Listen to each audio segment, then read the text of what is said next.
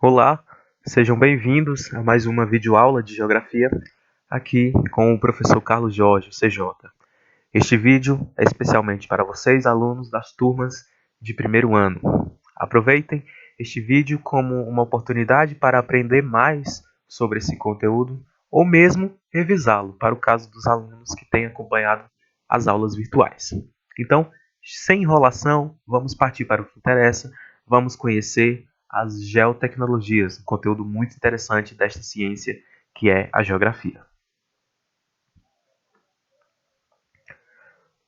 A princípio, eu quero que vocês, meus queridos alunos e alunas, compreendam o que são as geotecnologias, o conceito, o significado do que vem a ser geotecnologias.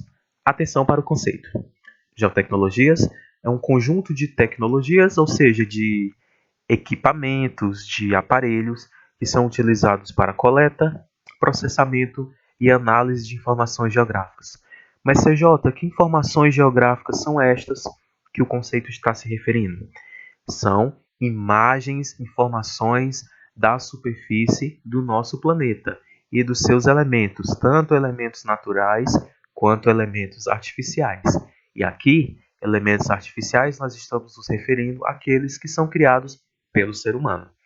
Então, estes aparelhos, estes equipamentos vão captar imagens do nosso planeta e irão transformá-las em mapas. Então, é importante que vocês conheçam e entendam o que vem a ser as geotecnologias, porque nós estamos falando de um ramo que foi muito importante para a modernização da cartografia.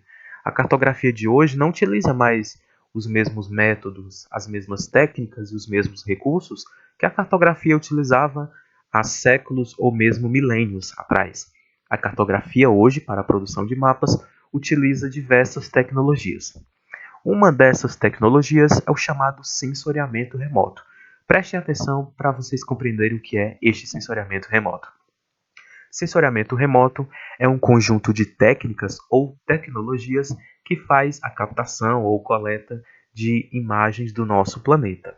Se chama sensoriamento porque vai utilizar sensores, ou seja, equipamentos que vão captar, que vão obter imagens da superfície do nosso planeta.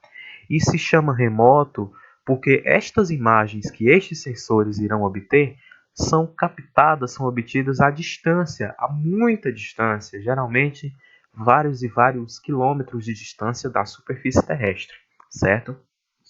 Então agora, na sequência, vocês irão conhecer exemplos de técnicas, de tecnologias que nos remetem ao chamado sensoriamento remoto.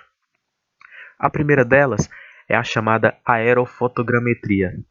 A aerofotogrametria consiste na obtenção de fotos da superfície terrestre a partir de imagens aéreas. Funciona mais ou menos da seguinte maneira: um avião vai sobrevoando uma determinada área, cujo um estudante, um pesquisador quer elaborar um mapa dessa área, e esse avião vai sobrevoar essa área, e neste avião, embaixo dele, irá acoplado um radar ou mesmo uma câmera fotográfica. Então, estes equipamentos que estão acoplados no avião irão tirar foto desta superfície e depois essa foto será produzida em mapa. Será produzido um mapa, será elaborado um mapa a partir destas imagens. Então, nessa primeira imagem que vocês estão vendo aqui, ó, o avião vai sobrevoando essa determinada área, ele tira uma foto dessa área. Está aqui a foto que o avião sobrevoou e capturou essa imagem. É importante que vocês entendam que a aerofotogrametria obtém imagens da superfície em uma escala cartográfica grande. Entendam que a escala cartográfica grande utiliza um espaço pequeno, vocês estão vendo aqui que é uma área pequena, mais ou menos o tamanho de um bairro, certo? Porém, ela permite uma grande riqueza de detalhes. Quais são os detalhes que nós conseguimos perceber com essa imagem aqui? Nós conseguimos perceber água, nós conseguimos perceber áreas descampadas ou desmatadas, nós conseguimos perceber vegetação, conseguimos perceber plantações e também casas, moradias, ou seja, elementos artificiais. Então, nós temos aqui uma grande riqueza de detalhe desta imagem que foi capturada por um avião utilizando uma técnica de sensoriamento remoto que é a aerofotogrametria, fotos aéreas obtidas a partir de um avião. Quero que vocês saibam também que a aerofotogrametria também está se modernizando e ela já utiliza não mais apenas aviões, mas ela pode também utilizar os drones. Inclusive, eles são muito mais viáveis de utilizar porque são mais baratos e também eles permitem uma maior dinamicidade. Eles permitem um trabalho mais dinâmico para a obtenção dessas imagens e posterior elaboração de mapas. Vamos agora conhecer uma das técnicas de sensoriamento remoto que eu particularmente considero mais interessantes, que é o uso dos satélites artificiais. Existem os satélites naturais. A Lua, por exemplo, é o nosso satélite natural. É um corpo que está girando ao tempo todo ao redor do nosso planeta. Mas o ser humano, à medida em que foi desenvolvendo a ciência e a tecnologia, também criou satélites que hoje estão girando ao redor do nosso planeta. Esse giro que faz ao redor do nosso planeta nós chamamos de órbita, certo? Os satélites surgiram após a Segunda Guerra Mundial, certo? No contexto da Guerra Fria, onde Estados Unidos e União Soviética estavam disputando tanto para ver quem tinha maior poder militar, tanto para ver quem tinha maior poder econômico e, não menos importante, maior poder tecnológico. Então, esses dois países estavam disputando para ver quem chegava primeiro no espaço. É a chamada corrida espacial. Quem partiu na frente foi a União Soviética, com o lançamento do primeiro satélite artificial, o Sputnik. Porém, quem venceu mesmo essa corrida espacial foram os Estados Unidos, que conseguiram colocar o primeiro homem na Lua, certo? E então, o surgimento dos satélites se dá no contexto da Guerra Fria, e os satélites, a princípio, eram utilizados como um elemento das guerras, dessas disputas. Os satélites eram utilizados para fazer espionagem, para monitorar um inimigo, por exemplo, só depois que os satélites passaram a ter o chamado uso civil, certo? Portanto, se a princípio o satélite foi utilizado para fins militares, ou seja, para guerra, para disputa entre países, para espionagem, por exemplo, hoje os satélites são usados pela sociedade, como por exemplo, para receber sinal de internet, sinal de celular, sinal de TV, seja de TV a cabo ou mesmo antena parabólica. Aqui na sequência, nós temos um esquema de como funciona um satélite, ok? Vou resumir aqui para vocês. O Sol, o astro natural que emite calor, energia para o nosso planeta, e essa energia que permite a vida aqui no nosso planeta, emite radiação, emite calor, certo? Raios de Sol. Essa radiação ela é absorvida pela superfície do nosso planeta, ou seja, tanto por elementos naturais quanto por elementos artificiais. Compreendido até aqui? Então, essa radiação ela é absorvida, mas ela não é absorvida por completo. Então, parte dela é refletida, ou seja, volta para o espaço. São exatamente essas linhas vermelhas que vocês acabaram de ver, certo? Então, essa radiação da superfície terrestre que está voltando para o espaço, ela é capturada, ela é obtida pelos sensores que estão acoplados nos satélites. E os satélites vão capturar, vão absorver essas informações, irão transformá-las em números, irão transformá-las em dados que serão enviados de volta para a Terra e depois serão transformadas em imagens e posteriormente em mapas. Sendo assim, os satélites eles se tornaram muito importantes para o desenvolvimento da sociedade e para práticas cotidianas, sendo que uma delas foi a criação dos GPS, os sistemas de posicionamento global. A função do GPS é permitir a localização exata de qualquer ponto, de qualquer pessoa ou de qualquer objeto em qualquer local da superfície terrestre. O GPS ele funciona a partir de 3 segmentos. A partir do segmento espacial, ou seja, um conjunto de 24 satélites que fica girando ao tempo todo ao redor do nosso planeta.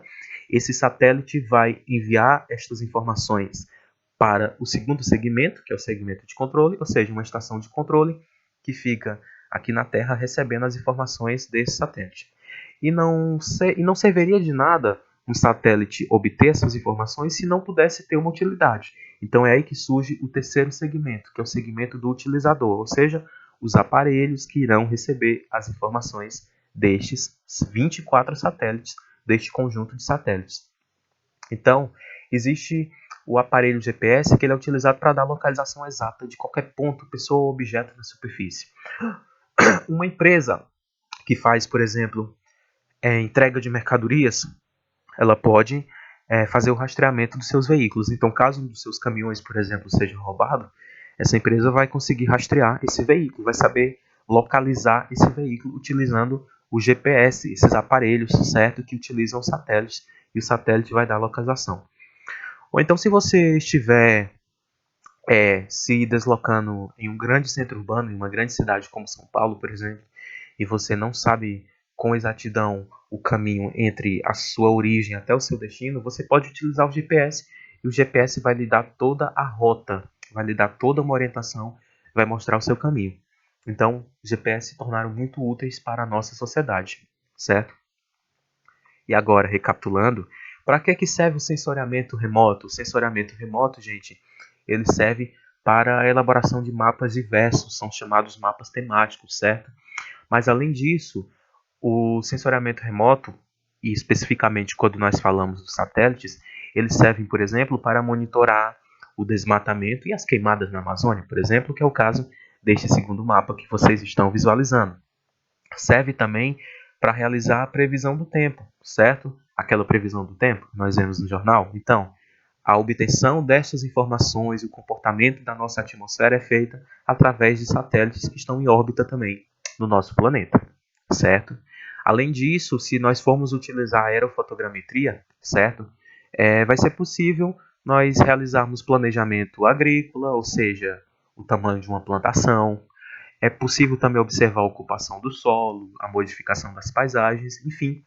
O sensoriamento remoto ele é muito importante e ele tem uma grande diversidade de aplicação prática no nosso dia a dia, certo? E para encerrar o nosso conteúdo, é importante também que vocês conheçam os sistemas de informações geográficas, aqui representados pela sigla SIG, certo? Entendam o seguinte, se por um lado os satélites estão captando estas informações, certo? As imagens da superfície do nosso planeta, essas imagens têm que ser enviadas para algum lugar. E o lugar para onde essas imagens estão sendo enviadas é o chamado SIGs, certo? Os SIGs, gente, nada mais são do que programas de computador, os chamados softwares, que são controlados por pessoas e que funcionam em máquinas, em computadores, os chamados hardwares, certo? Então o satélite captura a imagem da superfície, envia para a Terra, e essas informações do nosso planeta ficarão armazenadas, ficarão guardadas, ficarão reunidas nesses programas de computador. CJ, essas informações ficam guardadas à toa? Não. Essas informações são utilizadas para conhecer o nosso planeta, para saber como que o nosso planeta funciona e, não menos importante, para a elaboração de mapas, para a elaboração de gráficos, tabelas e diversas imagens. E aqui, finalmente encerrando, trago para vocês alguns exemplos de SIGs, certo? Esses dois programas aqui, o ArcGIS e o QGIS, são exemplos de SIGs que são utilizados para a elaboração de mapas.